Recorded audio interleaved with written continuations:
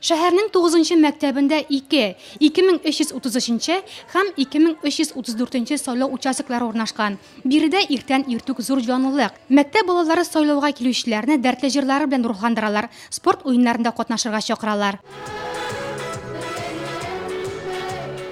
Нәкъ менә биредә урнашкан 2334 участокта районыбыз башлыгы Рауль Кузиров һәм аның хатыны Эльмира Мәхсумовна гражданлык бурычларын үтәделәр. Рауль Афраимович бюллетеннарын урынга салгач, безгә интервью бирергә ризалашты. Бу выборларыбыз беренчедән показатель, безнең единствобызның показателебез.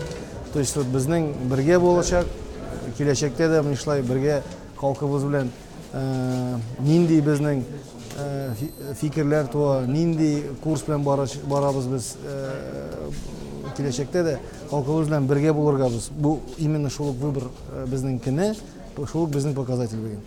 Мин бик шат, халкыбыз бик актив катнаша бу, күренеп тора инде иртүк. Мин уйлыйм, бик матур узыр, бик актив узыр. Киләчәктә дә бергә булыйк. Рауль Афраимовичның Нурлатта сайлауларда беренче тапкыр катнашуы. Әлеге вакыйга аның безнең районда эшли башлауына 1 ел тулу көннәренә туры килде. Минем катнашуым бу выборда миңа бик почетный дип уйлыйм мин.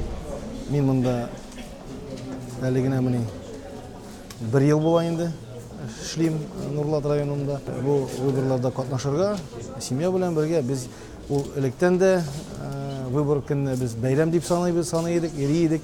Нәни Самат биредә сайлаучы буларак 10 елдан соң катнашачак. Әлеге ул монда әнисе белән килгән.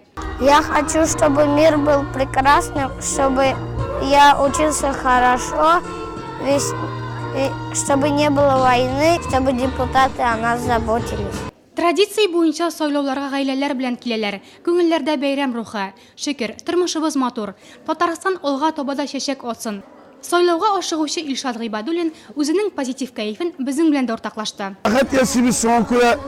Менә выборга да хатын белән праздникка барган күп бардык.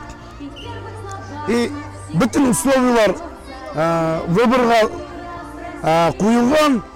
Барып үзебезнең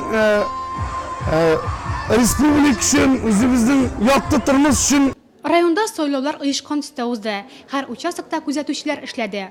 Участокларда 59 полиция һәм МЧС хезмәткәре, сак предприятиеләреннән 16 кеше кизүлек итте.